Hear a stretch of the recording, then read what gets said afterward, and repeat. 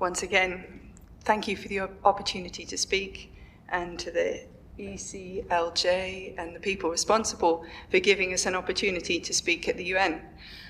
I'm also aware there's a big conference tonight where we don't have an opportunity to speak. And generally, the issue I would like to raise is that conversations about this topic happen about us, without us. And for anybody who'll be present this evening, when the big rooms are filled to discuss this, could somebody please raise the fact that there are no people conceived from reproductive technology invited? So, in my 20s, I started exploring exactly what it meant to be donor conceived. I was conceived from an anonymous man in Harley Street, and I'd kind of bought into this liberal story that I was donor conceived, and there was a certain parameters of what I should think about, and I don't need to think any further about who my donor was because it was a medical thing. I didn't even think of it as a person. It was only in my 20s that I started realizing that there was bigger ramifications for me, and that I seemed to have far more enthusiasm about supporting other people, my friends' identity, than my own, because I didn't really understand my own identity. I felt disappointed that I wasn't genetically related to my dad and carrying his heritage. And then I realized that whilst I wasn't Jewish and carrying the heritage that he had, I really didn't know what I was, what my heritage was, who I was related to, and what my genetic father looked like. And the interesting thing about this social experiment is there's nowhere for you to turn to when you realize there's a problem. For me, initially in my early 20s, I thought that there was something I could sort out quickly. I thought, okay, this is a big problem. I'm going to take it to some big authority and they'll run with it.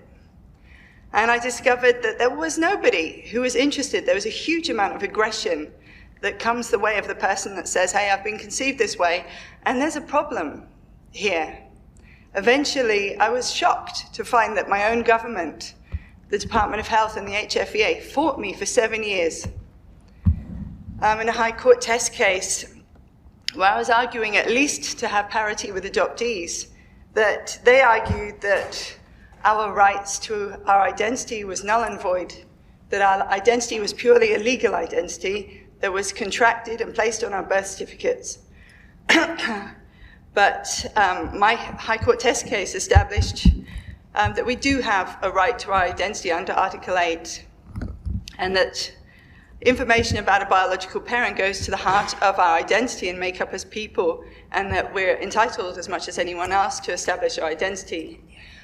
But what I discovered in that process, and the way that the HFEA and the Department of Health prevaricated, was that this is a very slippery system. And while in theory I established that as a legal precedent, still our birth certificates are fraudulent.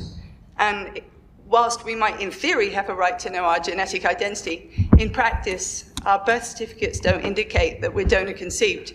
So we can be duped for the whole of our lives out of our human rights.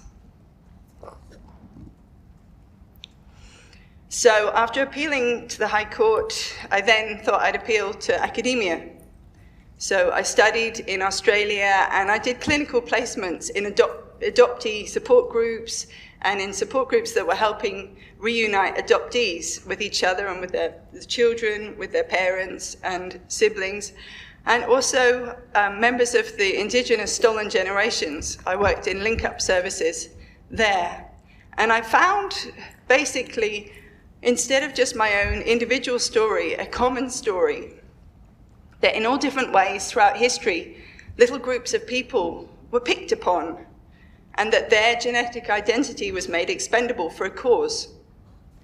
There was unscrupulous adoption practice where poor people had their children taken away and placed in richer families, or in the case of the Australian stolen generations, a way of destroying their culture so that it was easier to colonize the country and claim ownership of the land. Either way, I realized that the experiences of these different groups of people resonated with the experience of donor conception. And the argument that I'm here to present to you is that reproductive technology is inherently adult-centric, that particularly where I've been seeing it in practice, for example, in England, there's very little to counter the conflicts of interest from the infertility industry and its users.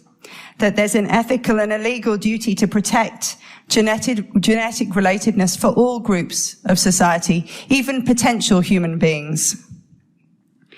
There's an ethical and arguably a legal duty to respond with an apology, acknowledgement, reparation and services for the genetic discontinuity that's already been created for us. And there's an ethical and legal duty to help address the problems created for offspring, like safeguarding our records, gene libraries to help us link up with genetic kin, publicity to let people know that this practice takes place, and support. I think what I want to draw to your attention is that genetic kinship is maximized for the people who approach the industry, the infertility industry. If you can use your own eggs, you do. Infertility is seen as a significant loss because it's the inability to have your own genetic child. Reproductive technology responds to that loss and aims to maximize genetic parenthood for whoever approaches that industry. There's a drop in the use of donor gametes when customers are enabled to use their own to produce their own genetic children. And there's services to promote cancer and AIDS sufferers have their own genetic children.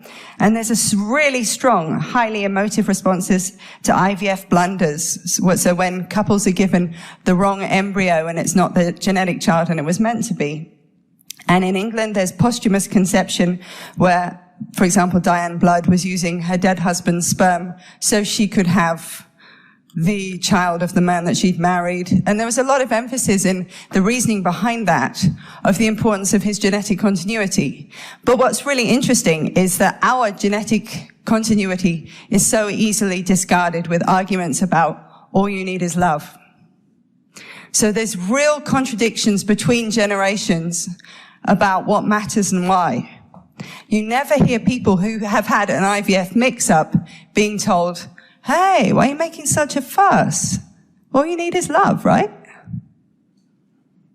So it's taken court cases, it's taken our effort and our time to try and scrape back some aspects of our identity that were taken away before we were even conceived. There's these various gene sites where we try and track down our siblings, where we try and track down our genetic parents. And lots of us have managed to track down our genetic parents. This is one of my best friends, Narelle Guiche. And it turns out that she was genetically from Malta, but was raised in Melbourne. At that time, we didn't know anything was going on. We spent 15 years campaigning together in Australia to change the laws.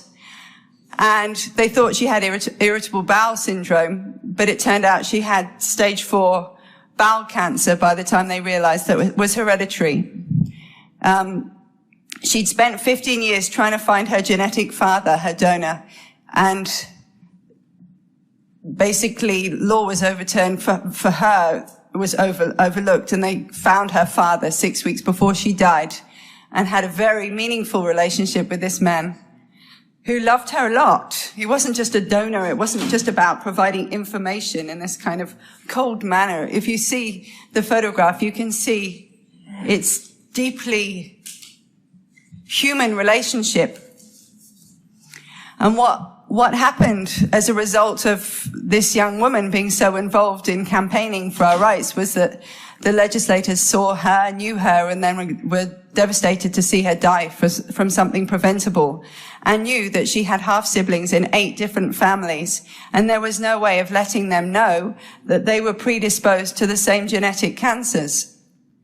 So in that situation, Narelle's law, retrospectively, I think, is a good thing, because it overturned anonymity retrospectively and gave all people, regardless of when they were conceived, the right to know who their genetic parents are.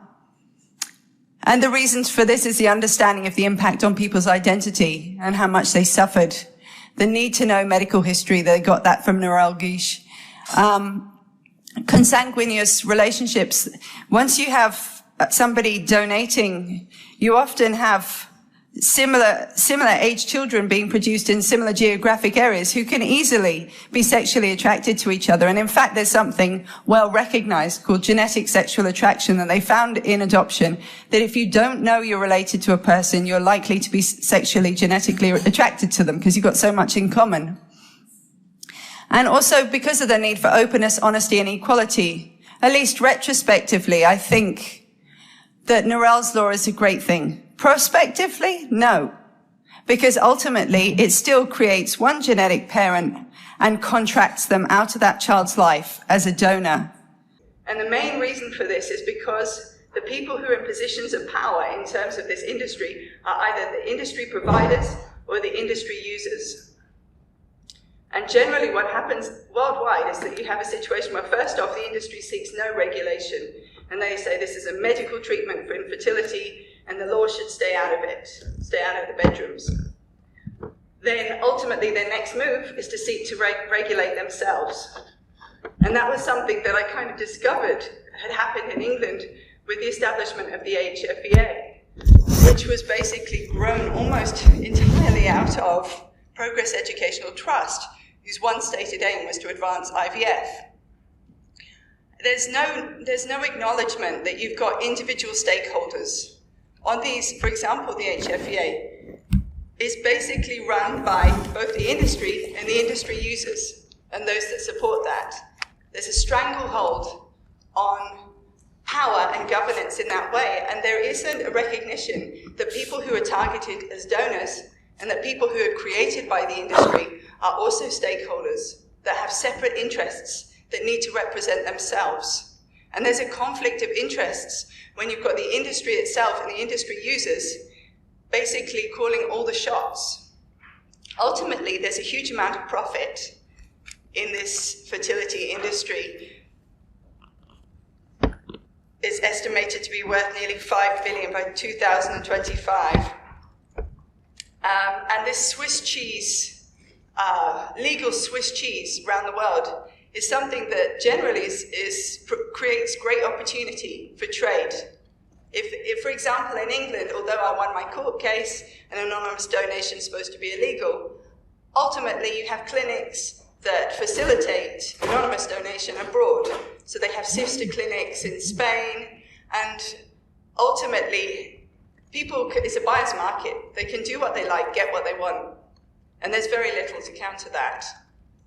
And there's a sense of celebration. You know, this is either it's a secret issue, generally represented as a secret, private medical issue that we don't need to talk about, or it's presented as a wonderfully exciting issue.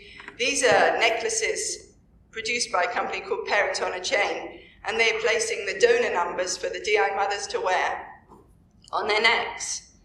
So you've got our biological fathers reduced to a number, and this is jewelry made from the leftover embryos in IVF. So we can have potentially our siblings in rings on our mother's fingers and our fathers in necklaces around, and numbers in necklaces around our mother's necks.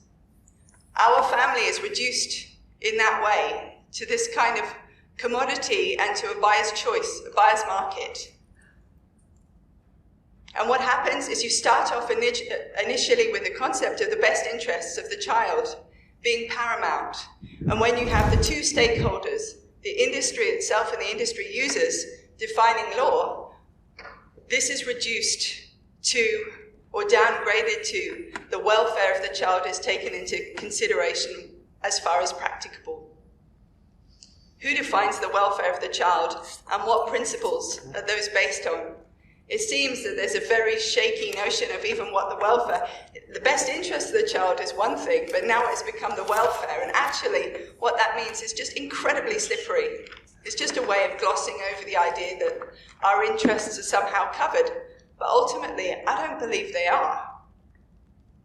Normally in practices that involve children, it's usually in law to state that the best interests of the child are paramount, owing to their special vulnerability and our inability to speak for ourselves in that situation. The child's rights to have their natural family recognized and protected by law, has now been reduced to a child's family being contracted and fortified by law. What happens in that process is whilst a non-genetic relative is given legal status as our family, a genetic relative has that status taken away.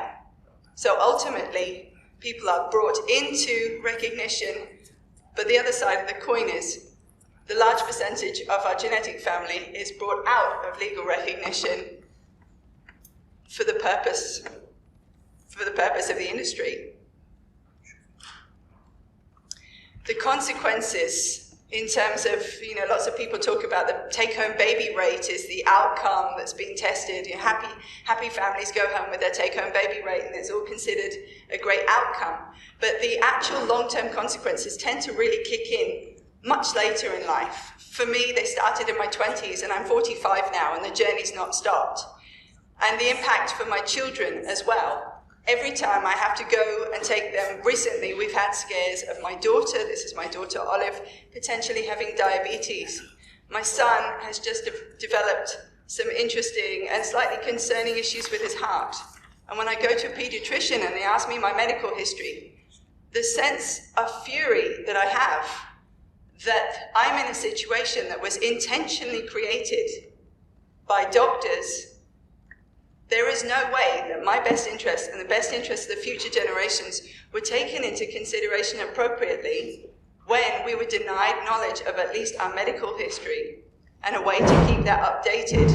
I'm not saying donor conception is fine and well if you have access to your medical history, but it's an example of the fact that you cannot trust the industry and the industry users to define and defend our interests, because for the last 100 years they've failed. What we need now is a paradigm shift in reproductive technology away from adult-centric treatment and applying normative standards to protecting the best interests of the child. We don't need to reinvent the wheel. We know what's in the best interest of the child. In law, we've always said that being known and raised by your genetic family matters. If it matters for some, it matters for all. If it doesn't matter, then let it not matter for everyone. Just everybody give birth, and anybody can take home any baby from that ward. It doesn't matter, right? Or protect it for all. Address this stakeholder representation imbalance. Look who will be speaking tonight. Primarily it'll be the industry and the industry users. We need multidisciplinary protections to counter this conflict of interest from the industry and the industry users. We need an acknowledgement that this is a social experiment. And ultimately, there is nowhere for the people to turn when the experiment is going wrong and hurting us. And yet they still assume it's going very well. So we need a central point for accountability and responsivity for those adversely affected. We need apology, new laws consistently applied internationally, and reparations and services to address and help reverse the consequences created for donor offspring. Our records are being destroyed. We need gene libraries, we need publicity, we need link-up services and support. What Stephanie's doing is great, but she's doing it for free. There's no funding for people when we discover what's really hurting and affecting us. And finally, I'm hoping that we can respect the kinship identity, genetic identity for all groups in society, and not seek to sell that from a special group. Thank you for your time.